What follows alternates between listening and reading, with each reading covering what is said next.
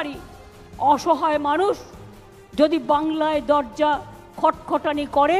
ধর্ষণ কাণ্ডে উত্তাল পশ্চিমবঙ্গ, মমতার পদত্যাগ দাবি বিজেপির। আর.জি. কর মেডিকেল কলেজ ও হাসপাতালের এক চিকিৎসককে ধর্ষণ ও পরে হত্যা করা হয়েছে। এই ঘটনায় উত্তাল এখন ভারতের পশ্চিমবঙ্গ। হত্যার ঘটনার দ্রুত বিচার না হয় মমতা বন্দ্যোপাধ্যায়ের নেতৃত্বাধীন পশ্চিমবঙ্গ সরকারের তীব্র সমালোচনা করেছেন বিজেপি নেতা ও দলটির জাতীয় মুখপাত্র। চিকিৎসককে ধর্ষণ ও হত্যার ঘটনায় মমতা বন্দ্যোপাধ্যায়ের সমালোচনা করে বিজেপি নেতা বলেন, পশ্চিমবঙ্গ সরকার ও পুলিশের ওপর কলকাতা হাইকোর্টের কোনো ভরসা নেই, সে কারণেই তদন্তভার সিবিআই এর হাতে তুলে দেওয়া হয়েছে।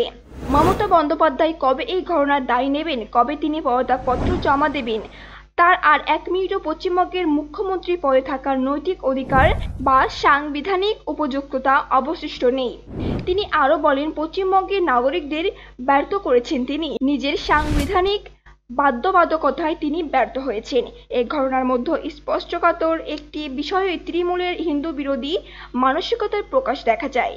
নৈতিক দায় নিয়ে তার পদত্যাগ করা উচিত। ধর্ষণকাণ্ডের পর চলমান আন্দোলন ও কর্মসূচি নিয়ে ভারতের কেন্দ্রীয় মন্ত্রী সুকান্ত মজুমদার বলেছেন, নিজে মুখ্যমন্ত্রী, স্বরাষ্ট্রমন্ত্রী, তাহলে কার বিরুদ্ধে তিনি প্রতিবাদ মিছিল করবেন? তিনি বিজেপিকে থামানোর চেষ্টা করছেন। আমরা তাকে আশ্বস্ত করতে চাই যে এই আন্দোলন থামবে না এবং আমরা আমাদের প্রতিবাদ চালিয়ে যাব। উল্লেখ্য, গত 9 আগস্ট কলকাতার আর.জি. কর মেডিকেল কলেজের সেমিনার হলের ভিতর থেকে এক জুনিয়র চিকিৎসকের লাশ উদ্ধার করা হয়। তাকে ধর্ষণের পর হত্যা করা হয়। এই ঘটনার বিচার চেয়ে দেশব্যাপী ধর্মঘট ডেকেছে ভারতের ডাক্তারদের বৃহত্তম সংগঠন ও ইন্ডিয়ান মেডিকেল।